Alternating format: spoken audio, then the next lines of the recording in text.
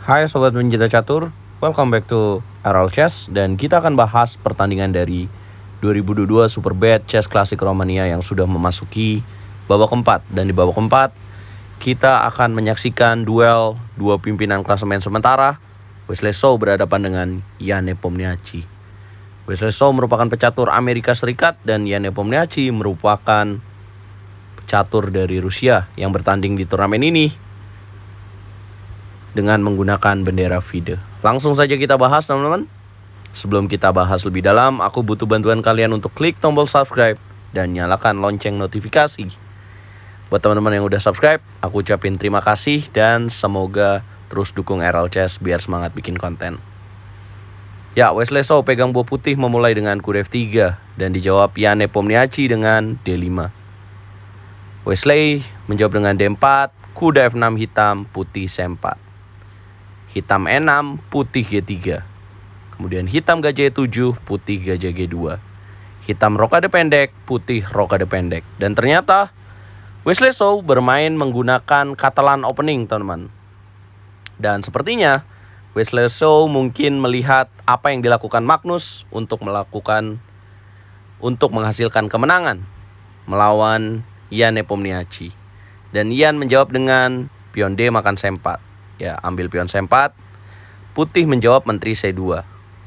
Mungkin teman-teman nggak tahu ya karakteristik dari pembukaan Catalan ini. Dan aku perlu ingetin bahwa karakteristik dari pembukaan Catalan adalah memberikan pion C4 agar nantinya putih memiliki pion center di petak M4 dan mengaktifkan gajah terang Fianchetto di petak G2.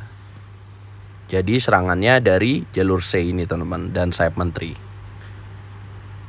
Kemudian Jan Nepomniachtchi menjawab dengan B5.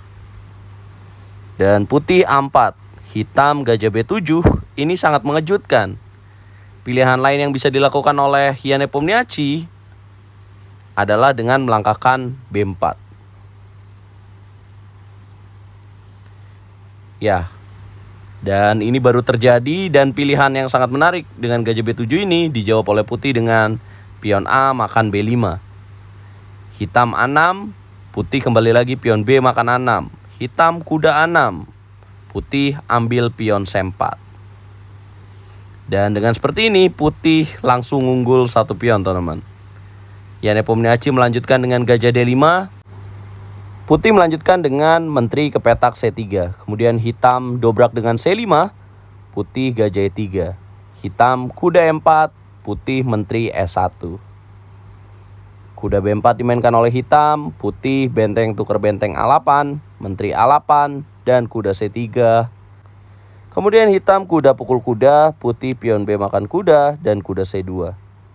Putih menteri D2, hitam pukul gajah, menteri pukul kuda, dan pion C makan D4. Pion C makan D4, hitam benteng D8. Ya, mari kita hitung pion yang dimiliki oleh putih 5 pion, sementara hitam 4 pion. Unggul 1 pion, kemudian Wesley So menteri F4.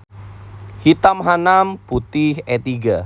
Hitam gajah D6, putih menteri H4. Ya, walaupun hitam bisa gajah pukul kuda, kemudian dimakan, apabila makan lagi menteri di petak D8 akan jatuh ya teman-teman. So, kemudian hitam jalan gajah B4, putih menteri G4.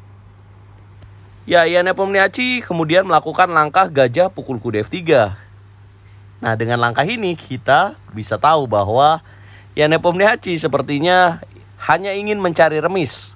Karena kita tahu dengan pukulan gajah kepada kuda di petak F3 akan terjadi gajah beda warna.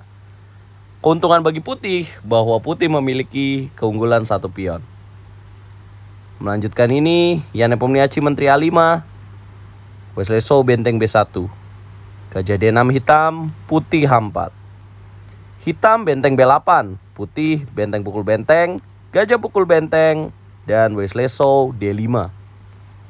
Memberikan pionnya apabila dipukul, maka akan ada menteri C8 dan menjatuhkan gajah di petak B8. Hitam menjawab dengan menteri A1 skak, putih raja G2, hitam menteri E5. Putih menteri C4, hitam gajah D6. Putih pion D makan E6, hitam menteri pukul E6. putih gajah D5, hitam menteri D7.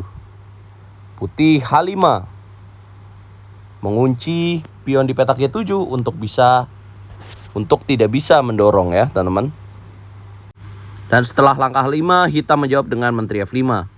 Putih menteri C6, hitam gajah F8. Putih melanjutkan dengan gajah F3, jaga pion H5, hitam menteri E6. Putih menteri A8. Hitam menteri E5, putih gajah G4.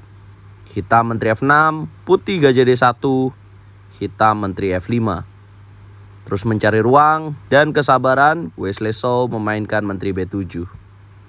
Hitam menteri E5, putih gajah E2. Hitam menteri F5, putih gajah F3.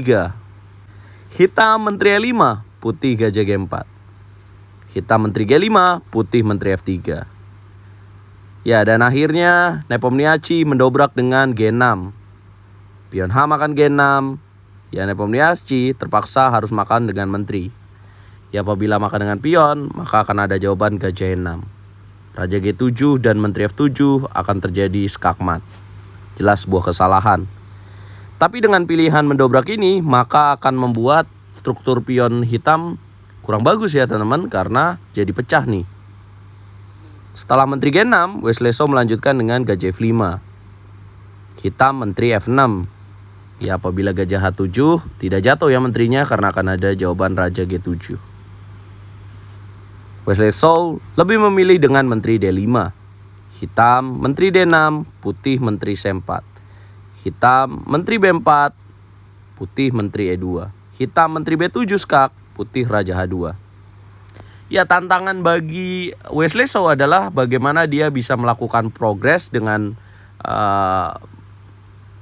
melanjutkan serangan ya, dengan memanfaatkan keunggulan pionnya ini. Tapi juga harus mengamankan rajanya dari perpetual check yang bisa dilakukan oleh Ian Nepomniachtchi.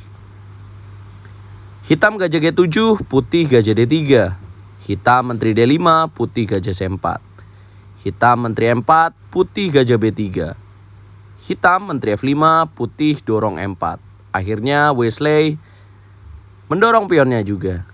Kemudian Ian Nepomniachtchi menteri F6, putih raja G2. Hitam menteri B6, putih gajah D5. Hitam gajah D4. Dan ini ditandai sebagai sebuah kesalahan yang dilakukan oleh hitam. Ini waktunya tantangan buat teman-teman yang sedang menonton. Langkah apakah yang harus dilakukan oleh putih dalam posisi ini yang membuat keunggulan untuk Wesley So dan bahkan bisa menjadi sebuah kemenangan. Coba pause videonya dan tulis komentar kalian. Ya, terima kasih kalau kalian udah tulis komentar. Ya, tepat sekali adalah langkah E5 guys, yang membuat akhirnya gajahnya terjebak dan meloloskan progres pion di jalur E.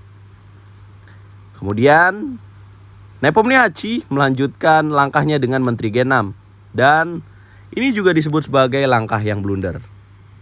Bisakah kalian tebak langkah kunci dari Wesley So dalam posisi ini yang membuat Ian Nepomniachtchi mengulurkan tangannya dan mengakui kekalahan dari Wesley So? Yes, tepat sekali adalah langkah gajah pukul pion F7. Boom! Dan akhirnya Ian Nepomniachtchi menyerah dengan 58 langkah. Mengapa menyerah? Sobat Aral Chess, jika dilanjutkan dengan raja pukul gajah, maka akan ada jawaban menteri C4 skak dan putih akan unggul. Ya, 3 pion melawan 1 pion. Akhirnya putih unggul dengan 2 pion. Ya, jika dijawab dengan menteri pukul gajah, maka akan ada jawaban menteri G4 skak dan jatuh juga gajah di petak D4. Sangat tricky. Dan inilah yang terjadi. Akhirnya Wesley dengan kemenangan ini memimpin sendirian sampai selesainya babak keempat Superbet Chess Classic Romania dengan 3 poin dari 4 babak.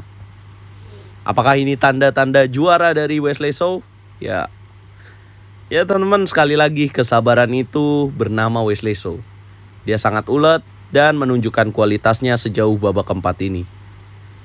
Well, sayang sekali kita tidak bisa melihat Wesley So di turnamen kandidat. Bagaimana menurut kalian, prediksi kalian? Apakah Wesley yang akan jadi juara dengan sisa babak di Superbet Chess Classic Romania, teman-teman? Ikutin terus dan nonton live streamingnya, nonton live gamenya hanya di YouTube Aral Chess, satu-satunya channel catur yang menayangkan Superbet Chess Classic Romania.